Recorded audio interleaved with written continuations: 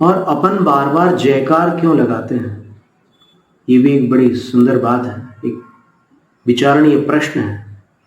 जय क्यों लगाते हैं अपन? भगवान की जय क्यों बोलते हैं? भगवान की जय हो बोलते हैं ना। किस पर जय हो भगवान की? भगवान को जिस पर विजय प्राप्त करनी थी उस पर उन्होंने विजय प्राप्त कर ली, तभी तो भगवान है वो। अब अपन किस पर विजय प्राप्त करने की बात कर रहे हैं? भगवान की। भगवान की जय हो, किस पर जय हो? है मजेदार बात। पंडित जगन्मोहन लाल जी ने इसका उत्तर बहुत सुंदर दिया था। भगवान की जय हो। अब भगवान ने तो जिस पर जय प्राप्त करनी थी, जो अंतरंग शत्रु थे, विकार थे, उन सबको जीत लिया। अब अपन जो बोल रहे हैं कि उनकी जय हो, वो उसमें आत्महित की भावना छुपी हुई है, अपने कल्याण का अभिप्राय गर्भित है। वो कैसे? तो हे भगवान, आपने जिनको जीतना था उनको आपने जीत लिया, तभी तो आप जिन हो। जिन का अर्थ क्या होता है? जयति कर्माराती नीति जिना।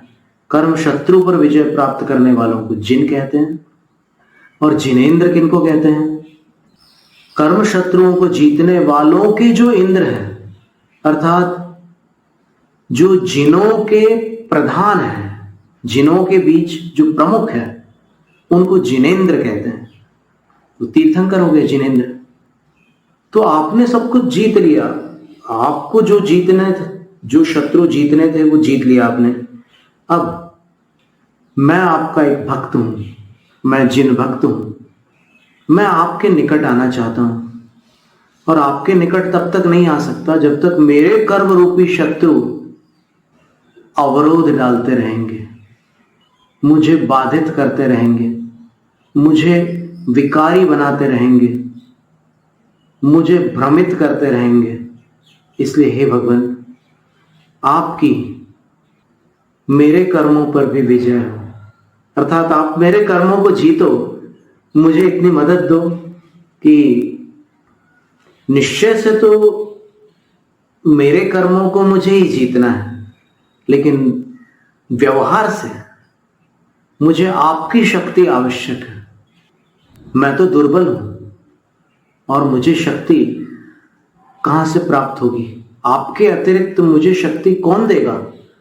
इसलिए मुझे आपकी शक्ति चाहिए।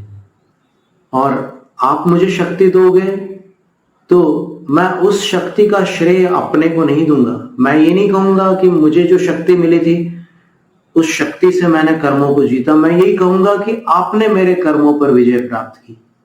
और इसीलिए मैं भक्ति की भाषा में यही प्रार्थना कर रहा हूं कि आपकी जय हो, मेरे कर्मों पर भी आपकी जय हो। आपने अपने कर्मों पर तो विजय प्राप्त की, आप मेरे कर्मों पर भी विजय प्राप्त करो।